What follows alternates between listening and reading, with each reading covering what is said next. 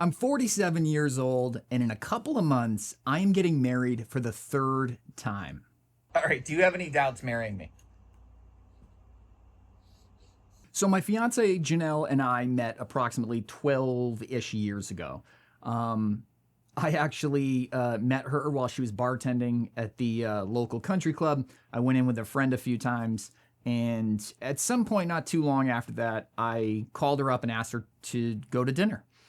And I make fun of her about this almost every week, but she said yes. And then a few days later, she texted me very politely and said that it's probably not a good idea that she dates customers at the bar, at the club. And so we just kind of remained friends and we hung out in this, somewhat larger friend group. So the reason that I'm sharing the history is just to establish that we weren't perfect strangers when we started dating. So as far as what I've done differently and what my two divorces have taught me and what I'm carrying into this third go around. For starters, I don't have any prior children. My daughter was born 7 months ago. Janelle and I are the parents. I don't know why I'm saying it weird, but I don't have any previous children from a previous marriage or relationship. The reason why I share that is because that made the divorces themselves as easy as they can possibly be for a divorce. If you've ever been divorced, I have very close friends that have, when you have children, it is a whole other absolute or can be nightmare. Based on what I went through, they were very quick, very clean. By the time we showed up in court and got everything done, very mutual, respectful. So it sounds like I'm saying I had a positive experience with divorce. I guess I had the least sucky experience you can have with divorce. But I do want to frame it that the bulk of the problem or the trauma that's involved in divorce is just like any other long-term relationship that breaks up, that ceases to exist. To me, that was like 90% of it. The legal stuff, the piece of paper, the marriage certificate, all that, like getting that stuff, having to appear in court, I don't know, without children, for me, was not that difficult. But what I learned and what I'm carrying into the relationship with Janelle, at 47, I see this now. At 27, I absolutely did not. And that is mastering the basics or the fundamentals. And what I mean by that is the real low-hanging fruit of compatibility. If you meet somebody and you don't want kids, but they're open to it, or they go you one further, they want kids. I don't know how once you find that out, you get to the next date.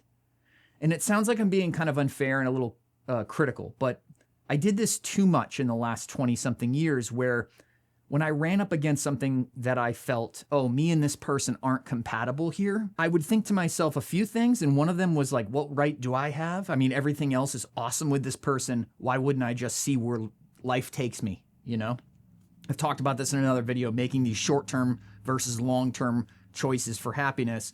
Sometimes it works out in the short term. Sometimes the longer term decision is the better choice. Getting back to the most important thing that I'm carrying into getting married for the third time, that is having a conversation or 10 with the person that you're considering spending the rest of your life with and seeing if you align on like the very sort of core basics. My mom once said to me that, relationships are a lot of work. And I was like, I literally said this to her. I said, no, it's not a lot of work. If it feels like work, I'm doing something wrong.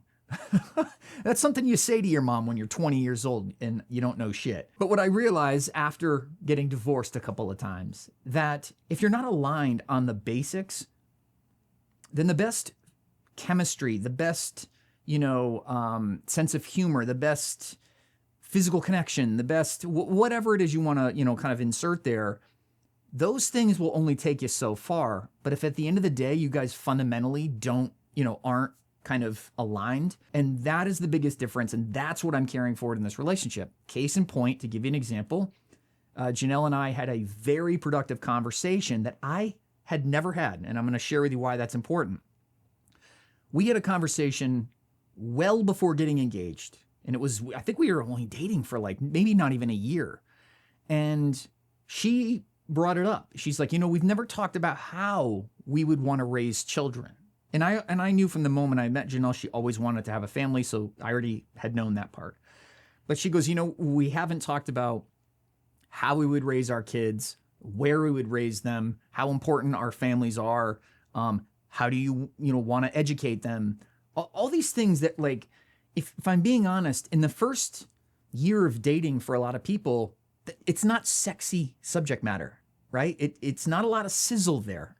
It's not the stuff that you're just like, oh man, but it's the stuff that when,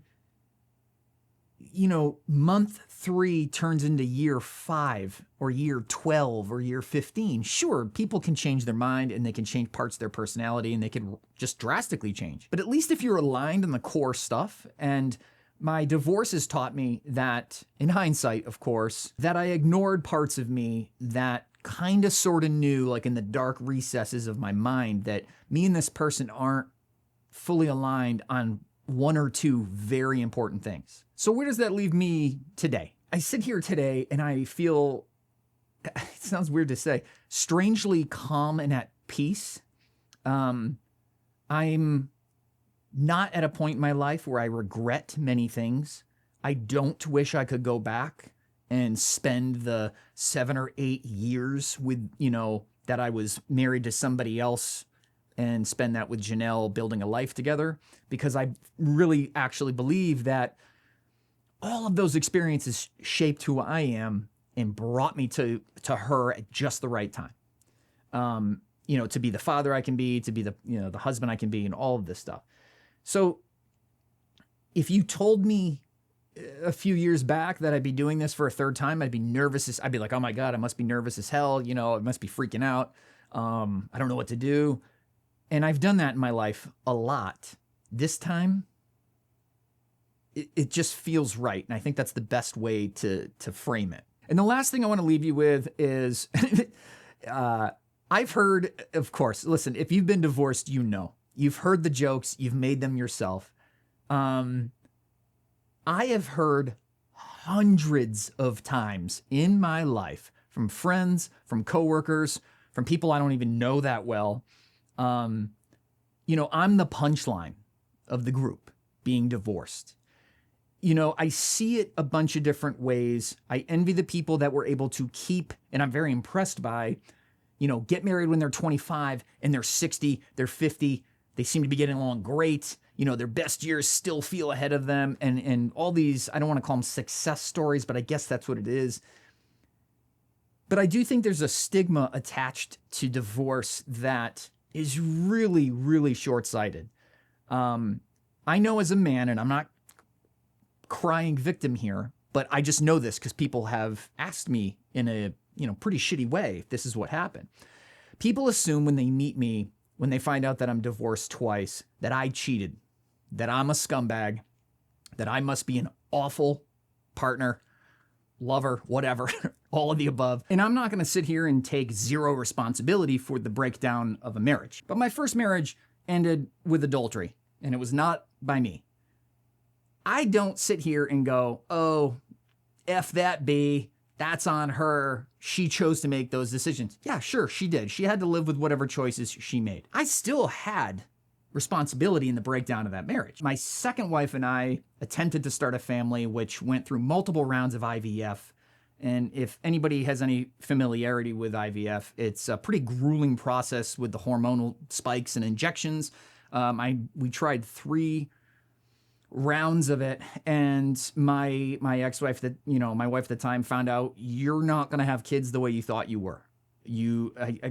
Long story short, she prematurely ran out of eggs. Once that happened, as you can imagine, it drastically changed the nature of our relationship. She drastically changed. That's not me placing blame. I was unable to sort of adapt. We were kind of both coping in our own ways.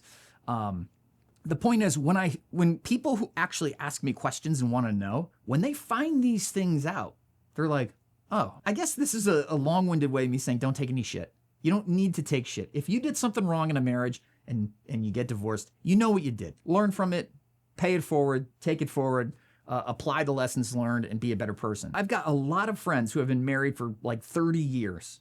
And guess what? They're miserable, not because they're married, but they wear the fact that they're still married as a badge of honor, even though they say they're miserable all the time. And they'll make fun of me, for example. So I think just context can be everything, and not to hang your head. I know divorce itself is a nasty thing. They say that, what is it? Second to the death of a loved one, the most stress that you'll feel is getting a divorce. And like the toll that it takes on your body. Yeah. So here's to hoping the third time. The third time home. It's gonna. We have no choice. We have a beautiful baby now. What are we gonna do? We're gonna do our best. That's what we're gonna do. All right. Do you have any doubts marrying me? No.